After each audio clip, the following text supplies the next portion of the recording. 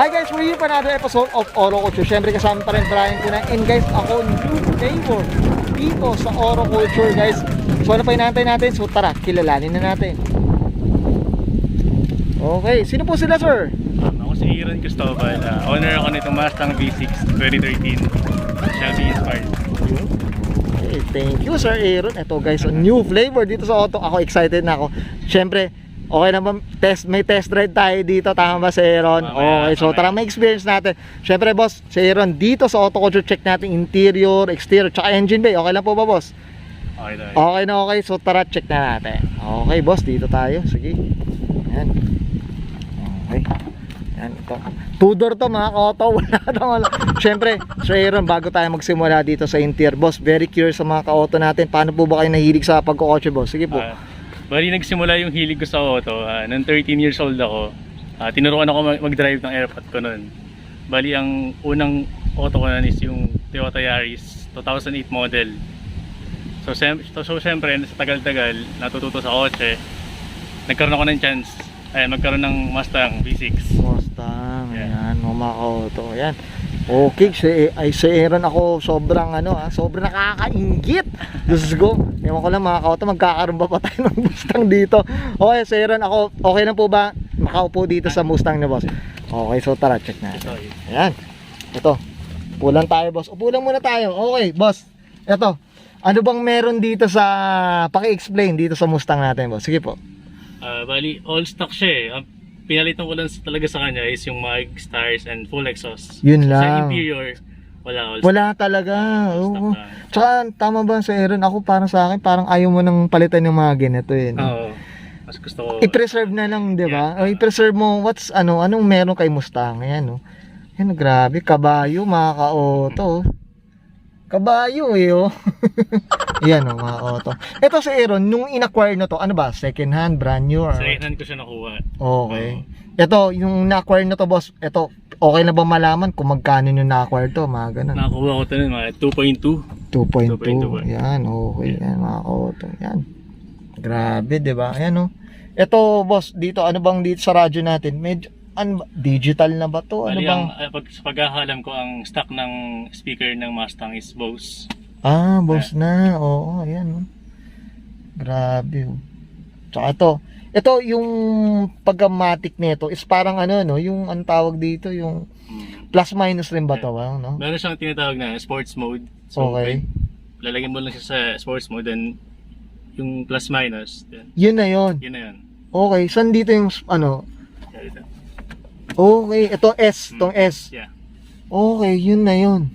Game ball na mga koto. Ayan mga koto, grabe. Mustang, sana naman, Mustang, magparamdam ka kay Auto Culture. Ayan mga koto. Tsaka ito mga koto. Ito, so Aaron, pakita ko lang yung likod. Ayan mga koto, ayan o. So ito talagang pang dalawahan lang talaga. Pero, pwede makasakay yung mo. Yung bodyguard mo, tama ba boss? Ayun mga koto. Kasya 4 naman. Pero, maluwag naman. Yan mga koto. Yan, grabe, diba? Mustang, grabe. Boss, ito, syempre, hindi ko na patatagalin, boss. Okay lang po ba? Okay ka na dito sa interior, boss? Oo, okay na. So, check na natin yung exterior.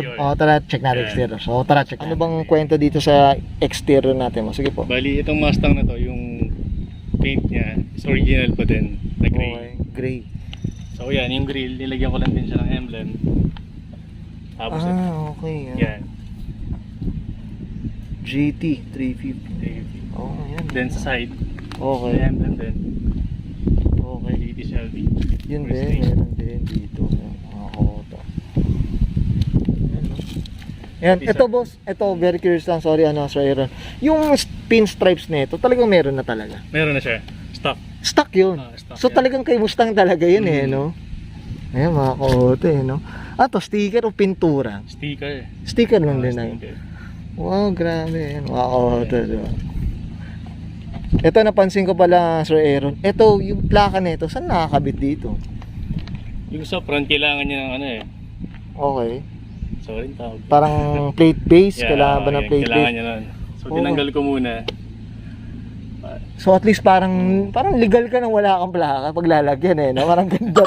Tama mga koto, yan, tinan nyo. Grabe, di ba? Ang tapang din ng ano, tsura. Ito boss, napansin ko meron silang hood pin dito. Ito boss, pinalagay na rin ba? On Pinalay ko para magmukha siyang muscle car. muscle ka. Oh, kasi parang yun talaga si ano, yung Mustang talaga boss. Tama ba? Ayan, ang ganda. Diba? Sana naman, Diyos ko. 2.2, saan ka ba makikita? Okay, boss, ito, usapang Max, nabanggit mo na to. Ito, anong kwento na ito boss? Sige po. Bali, ito may barkada ako na may Shelby siya. So, Okay. nagpalit siya ng stock na, na bags tsaka wheels. Okay. Ginawa ko siya. Oh, saan galing Shelby to boss na Max? Shelby talaga. Sa Shelby talaga? Ah, Okay, ano, kaya talagang ano. post din sa side. Ayun. Yan. Oh, mga ka-auto. I'm sure hindi piniko ni ano to.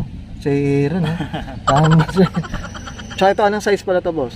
Check natin anong 20 size. siya. 20 by 9.5. Ayan mga ka-auto. Check natin, ayan, no? 265, 35, R20 mga ka-auto. Ayan, no? 35, 35 series lang pala to. Grabe, oh. Ayan mga ka-auto. Tapos 20s. Grabe. Actually, yung sa likod niya, sobrang lapad. Sobrang lapad. Oo. Yan mga ka-auto. Ayan, no? Ito dito, mamaya titingnan ito, 265, tingnan natin anong meron dun sa tara. Okay, boss, ito. Itong nakalagay na Mustang dito, boss, ito.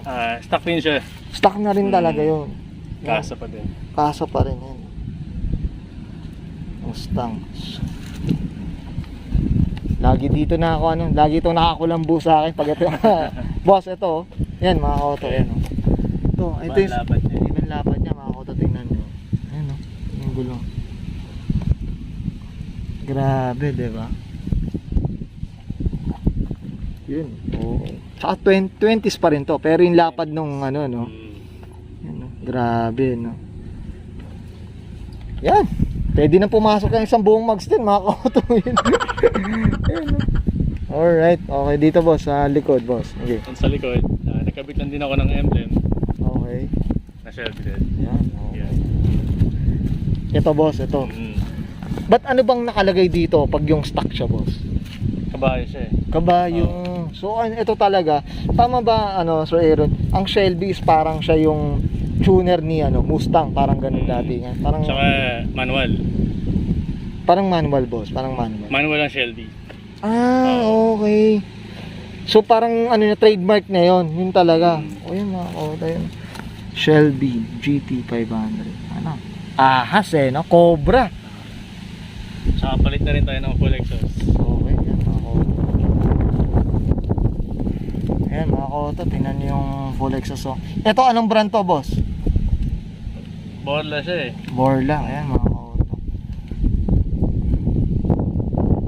Ayan, okay. Yan, maririnig natin mga kauta. Kung ano yung paano humagok yung yan mga kauta. Para at least makita. Borla, Shelby, yan mga. Yan. Sana naman marinig tayo ng Borla.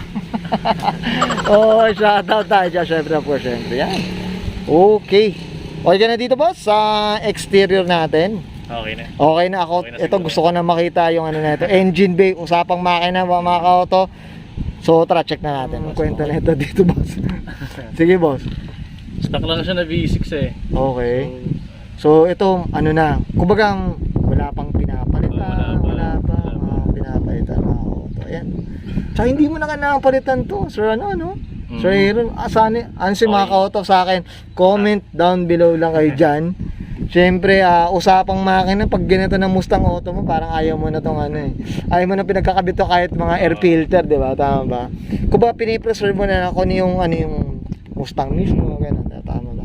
Pero depende, mga auto. Siyempre, may iba rin talaga, may gusto, minamodify. Yung mga auto, yan, parang, ano kayo, Medyo madumi lang, hindi nalilinis. yan. Mukhang ito, nakakulambula, ano lang lagi ito. Nagagamit. Hindi nagagamit, yan, mga auto, yan, no?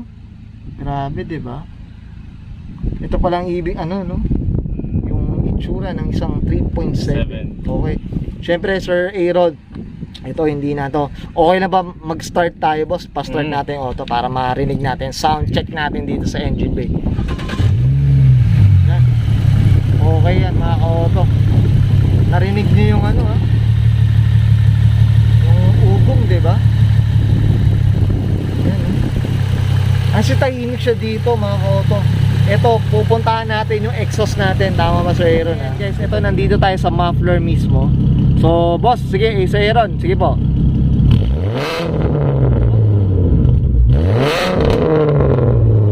Grabe, di ba, mga koto? Ay, Diyos ko, ako mismo nahiya. Okay. Ayan, boss, syempre, I'm sure familiar na kayo sa tunog ng ano, ng netong Mustang. Okay. So syempre sa Aaron dito wala na tayong patumpik-tumpik pa. Okay lang ba? Road test tayo, tama ba? Okay. So tara, road test tayo. Okay guys, ito nandito na tayo sa test drive natin mga ka-auto. Syempre hindi mawawala, boss. So Aaron, yan, syempre test drive tayo mga ka-auto. Syempre maka-experience si Oro Culture ng syempre itong Mustang natin. Ito guys. So syempre hindi tayo pwede masyado magano, no, magharurot-harurot. Pero sakto lang para at least natin, ma-feel natin. Okay boss, sige, go.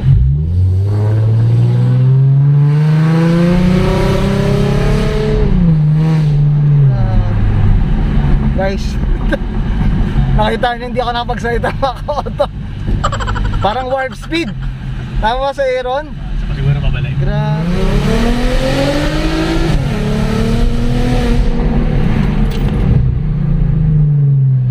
Yun, mga ka-auto.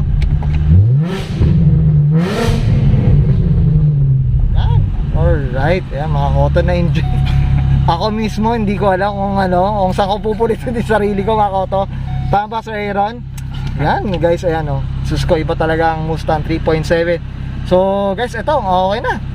Okay na, Sir Aaron? Okay. Okay, sige po, shoutout po tayo. Sige po. Ayun, syempre shoutout sa Team Suabe, sa mga kaibigan dyan, sa parents ko din, tsaka syempre sa kay Sir Brian ng Auto Culture. Alright, yan. Thank you, Sir Aaron. Boss, ayan, syempre, sobrang nag-enjoy tayo dito sa Auto Culture. And of course, syempre, dito sa kanyang 2013 Mustang V6. Okay, boss. Guys, this is Brian Cunana and Sir Aaron Cristobal para sa kanyang 2013 Mustang V6 3.7 Shelby inspired. And this is